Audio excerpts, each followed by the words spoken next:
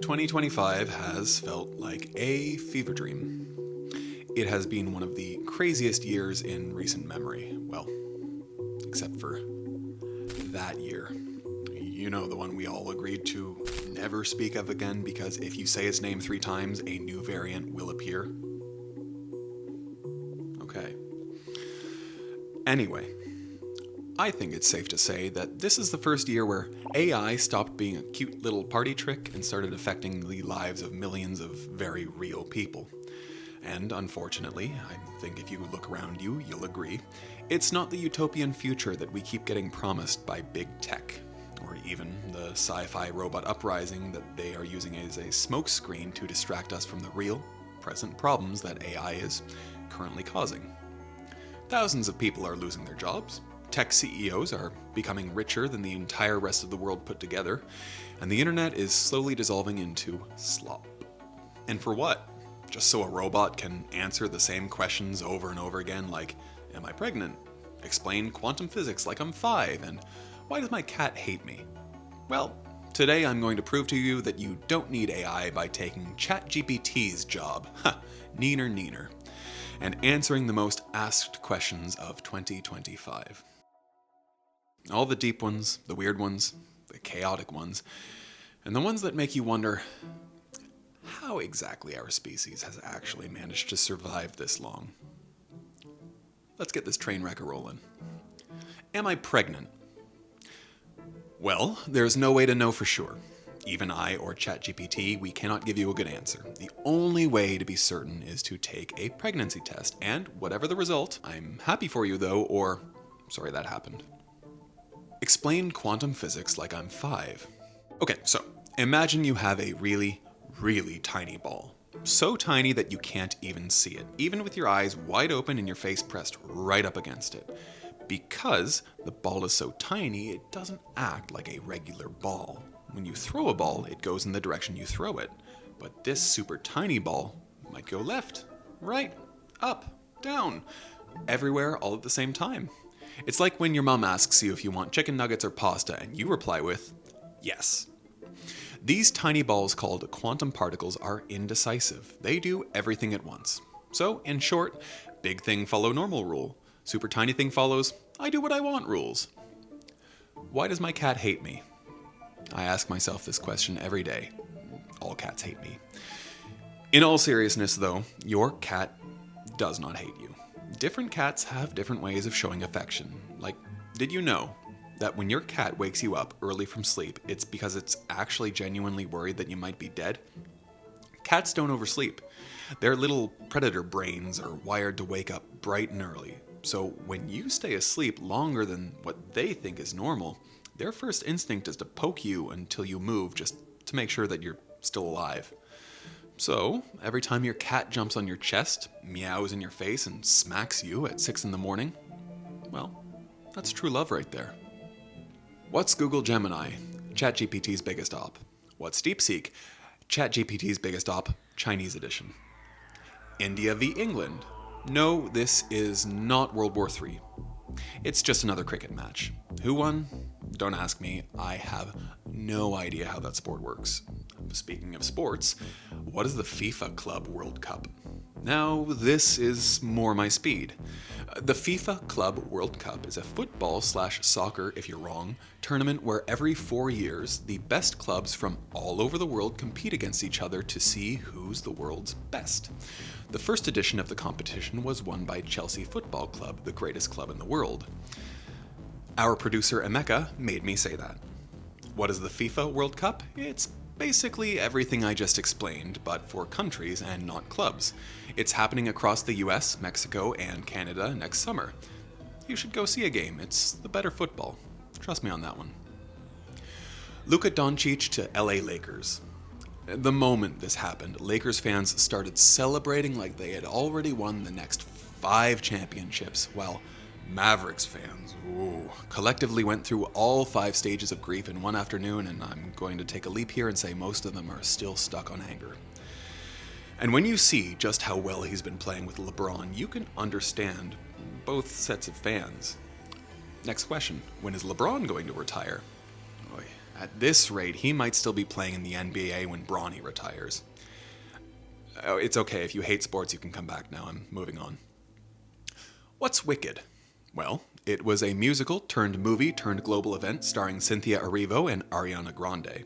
The movie exploded online because of how strange Ariana and Cynthia were acting in interviews and the generational level of memes Cynthia in particular was creating. What's the life of a showgirl? Taylor Swift's 12th studio album. Some people say it was the greatest thing ever. Others say it was dog water. I think it's kind of in between. It was great, sure, don't get me wrong. Production values are terrific, but not her greatest work. If Taylor wasn't the greatest this year, then who was? Was it Lady Gaga? Well, the world tour was certainly amazing, but no, not here. But wait, hold on. What song is that? Gonna be golden. Only the greatest song ever released from the most watched Netflix movie of all time. K-pop Demon Hunters with over 800 million hours watched. That is mind-boggling. The song alone has 865 million views on YouTube. You can't scroll 3 slides on TikTok without somebody talking about how obsessed they are with it. And honestly, just listen to it and you can kind of see why. It's good. Okay, I'm back. The philosopher Blaise Pascal once said, "Distraction is the only thing that consoles us from our miseries, and yet, it is also the greatest of our miseries." And there is nowhere this is better exposed than in our love for sports and entertainment. No matter how badly our world is going down in flames, we still have more than enough time and energy to watch sports, movies, and listen to music. And look, who can blame us? In the words of Seneca, of what use is it to weep over parts of life, when the whole of it calls for tears? It's no wonder, then, that when the lights dim and the movies are showing their closing credits, our searches went from bright to dark very quickly. What happened to Charlie Kirk? Oof. Apolitical as possible. American right-wing political commentator Charlie Kirk was shot while speaking about gun control laws at an event in Utah Valley University. The irony was palpable. What is the meaning of life? The meaning of life is, well, that's really difficult to answer. Some people find meaning in religion. Others find it in humanity and selflessness. Some others in friends and family. Myself, I like to describe myself as an existentialist. I believe that life, well, it doesn't really come with any predetermined meaning, but you do have to create your own meaning, which, don't get me wrong, is terrifying, but in a way, it's empowering. It's like assembling IKEA furniture without the instructions. You don't know what you're doing, for the most part, but eventually, hopefully, you get a shelf, maybe. And if you did a good enough job, maybe people will talk about it later, after you're dead. Right, where were we? When we weren't worried about existential threats, we were facing real ones. Like the LA fires that burned for 14 days straight in January, the 7.7 magnitude earthquake that struck central Myanmar in March, Hurricane Melissa that tore through Jamaica and the rest of the Caribbean in October, Typhoon Kalmegi that struck parts of the Philippines on November 4th and Vietnam on November 6th, as well as many others. We hope these communities will find peace and strength to rebuild in their time of extreme difficulty. Some threats, however, were man-made, like the Israeli occupation of Palestine, the war in Congo, Sudan, Syria, and Ukraine. All around the world, there are millions of people whose homes have been ravaged by conflict they had no part in starting. We have to keep asking about these things, talking about them, and sharing them, because until we all have peace, none of us do. One of the biggest problems with asking ChatGPT questions is that it's really difficult to know when it's stating facts versus opinions. And even worse, you don't know the implicit bias in the training data, so it becomes almost impossible to understand when certain answers are politically motivated, and if they are, by which side of the political divide. But this isn't just an AI problem. Our entire media landscape works the same way, which is why I use Ground News. Ground News is a website and app designed to make it easy to understand the bias in the news that you consume. They pull in thousands of articles every day and then sort them by story so that you can immediately see how different outlets are covering the same event. Each story page includes political bias breakdowns that show you which sides of the divide are covering a story and how they're framing it. You also get, and I love this, factuality ratings, ownership information, and headline comparisons, all in one place. For instance, take this real story about OpenAI and Microsoft being sued over ChatGPT's alleged role in a Connecticut murder-suicide. Here's how a left-leaning outlet covered it, quote, "OpenAI, Microsoft, slammed with lawsuit after ChatGPT allegedly drives a disturbing MNS, validated a user's paranoid delusions."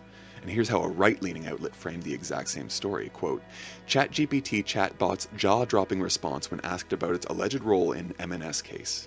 The same exact story, two completely different emotional tones and intended takeaways.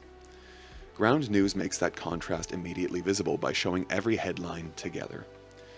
This is exactly why Ground News is so important.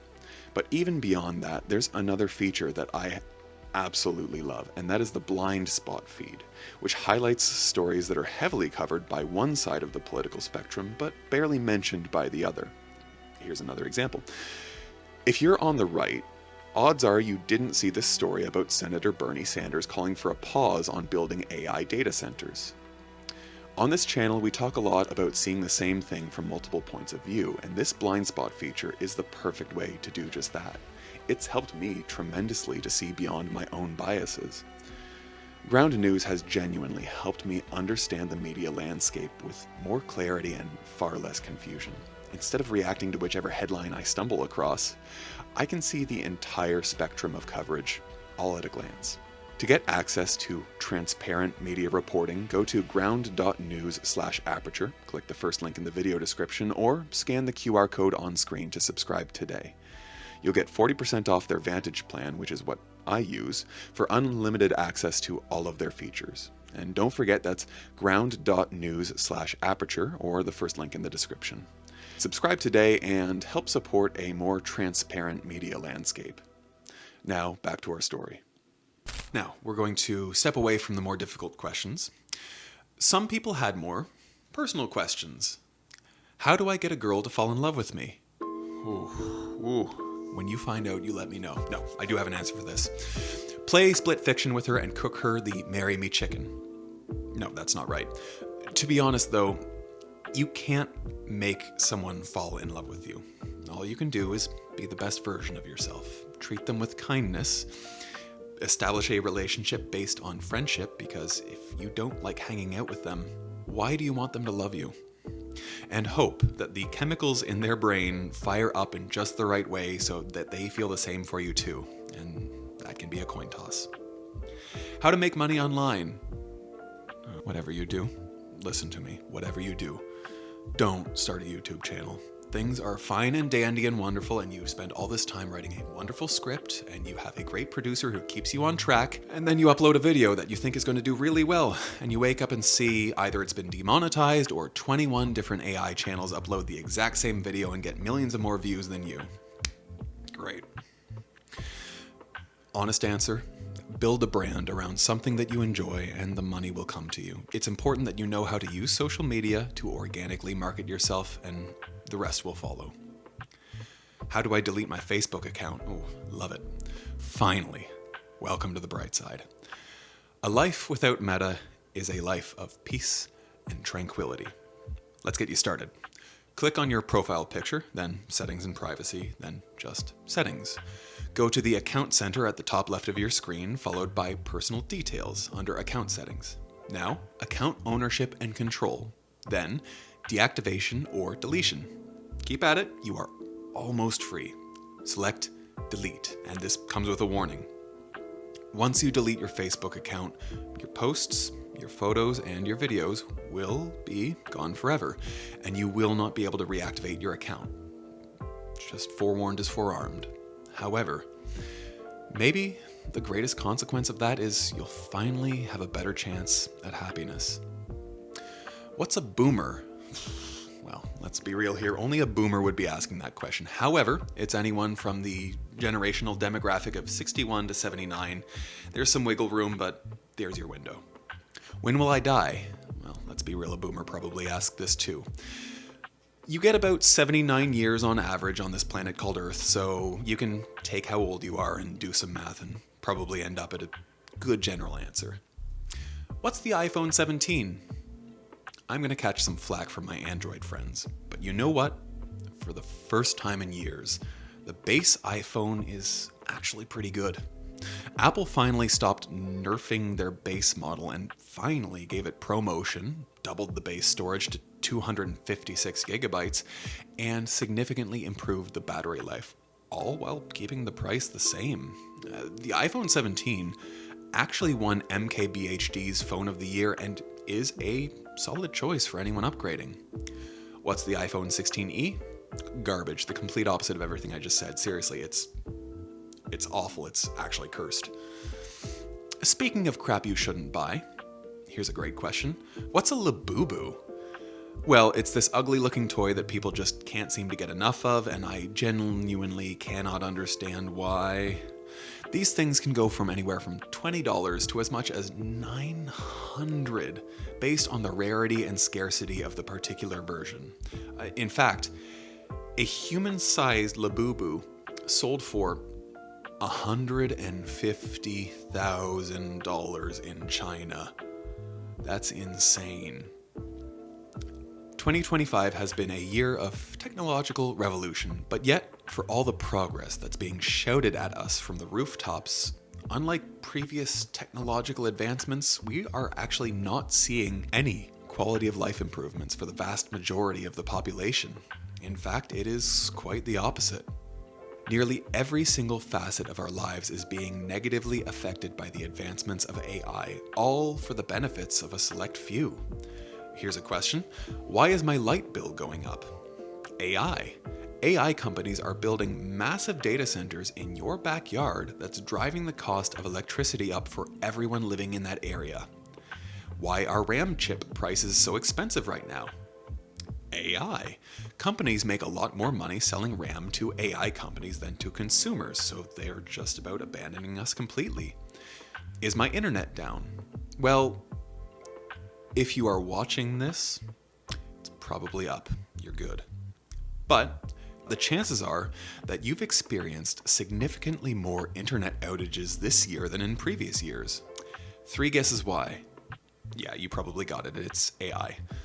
Companies like Amazon laid off tens of thousands of their staff, many of whom were in charge of managing the servers that keep the internet running, claiming that the AI can do their jobs just as well. Well, we've seen just how well the AI has done. What does the future of technology hold? Honestly, I hate to say this. I used to be an optimist, but at this point it is getting difficult to be optimistic. On the one hand, we're promised that all of this investment is worth it and that one day we'll finally build AGI that'll solve all of our problems. But even if that very, very optimistic future happens, well, who's to say this AGI won't just be used to benefit the rich and keep taking from the poor like it is already doing? Will AI take over the world? We keep talking about this sci-fi future where a rogue AI takes over the world, but again, the truth is that it's all just a smokescreen for the real problems that AI will and is currently causing. We're seeing the gradual erosion, the death of the middle class, and more wealth transfer to the top 1% than ever in human history, and there's no sign that it's getting better. In fact, it looks like it's getting worse. What is the significance of art?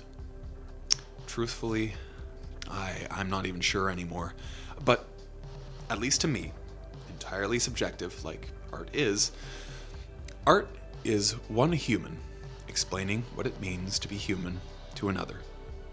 The key here being the humanity in the being, the doing, and the consuming of the art. And if you're an artist out there, please, I beg you, don't be discouraged. Keep doing your best. Keep telling your stories, and we love to hear it. How can I enhance my writing proficiency? Well, stop asking ChatGPT to write for you and read a lot more books. What are the most recommended books to read? Bro, just read fiction. Put down the self-help books and pick up some fiction. I swear to you, it will change your life for the better. And the most important question of 2025. Are you all ready? What time is sunset? Well, where I live right now, it's around 6, 7. Kids? Are we appealing to a younger demographic here?